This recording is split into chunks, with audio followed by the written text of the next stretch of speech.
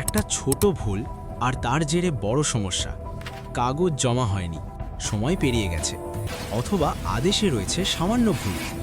এই অবস্থায় কি সব শেষ? না, আইনের ভাষায় এর নাম মিস পিটিশন অ্যাপ্লিকেশন।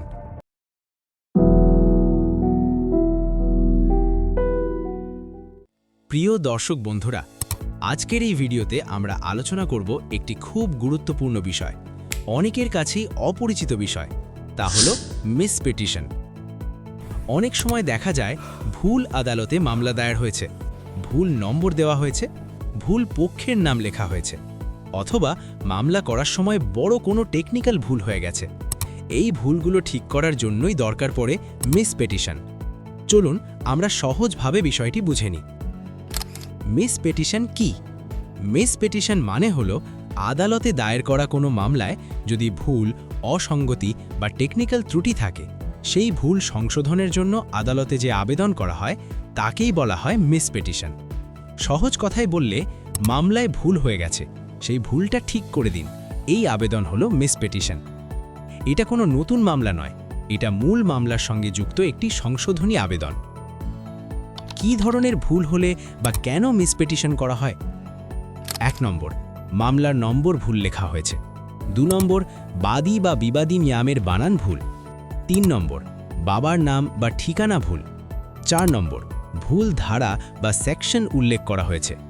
5 নম্বর, ভুল আদালতে মামলা ফাইল হয়েছে। 6 নম্বর, কপি পেস্ট করতে গিয়ে তথ্য গরমিল। 7 নম্বর, আগের কোনো আদেশের নম্বর ভুল। 8 নম্বর, মামলার শিরোনাম বা প্রেয়ার ক্লজে ভুল। এই সব ভুল যদি ঠিক না করা হয় তাহলে মামলাটি খারিজ পর্যন্ত হয়ে যেতে পারে।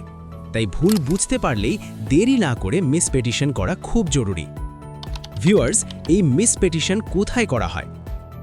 মিস পিটিশন করা হয় যে আদালতে মূল মামলা রানিং আছে ঠিক সেই আদালতেই। যেমন যদি মামলা সিভিল কোর্টে চলে, মিস পিটিশন সেখানেই। যদি মামলা ক্রিমিনাল কোর্টে চলে, সেখানেই। হাইকোর্টের মামলা হলে হাইকোর্টে, ট্রাইব্যুনাল বা অন্য কোনো ফোরাম হলে সেই ফোরামেই। অর্থাৎ মূল মামলা যেখানে, মিস পিটিশনও সেখানেই। মামলার বাদী বা বিবাদী তাদের আইনজীবীর মাধ্যমে এবং কখনো কখনো আদালত নিজেই বলে দেয় এই ভুলটা ঠিক করে আবেদন করুন, তখনও মিস পিটিশন করতে হয়। ভিউয়ার্স, মিস পিটিশন না করলে কি হতে পারে? মিস পিটিশন না করলে 1 নম্বর, মামলা খারিজ হতে পারে। 2 নম্বর, বিপক্ষ সুবিধা পেয়ে যেতে পারে। 3 নম্বর, দীর্ঘদিন মামলা ঝুলে থাকতে পারে। 4 নম্বর, বিচার পেতে দেরি হতে পারে। তাই ভুল ধরা পড়লেই মিস পিটিশন করা বুদ্ধিমানের কাজ।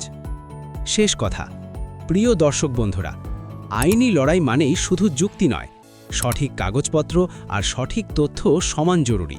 আর সেই সঠিক তথ্য নিশ্চিত করার জন্যই মিস পিটিশন অত্যন্ত গুরুত্বপূর্ণ একটি আইনি হাতিয়ার।